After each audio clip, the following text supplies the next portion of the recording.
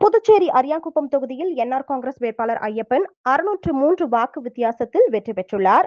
NR Congress வேட்பாளர் 14,210 வாக்குகளும், காங்கிரஸ் வேட்பாளர் விஜயலட்சுமி 13,607 வாக்குகளும், தவிக வேட்பாளர் குமாரவேலு 5,424 வாக்குகளும் பெற்றனர்.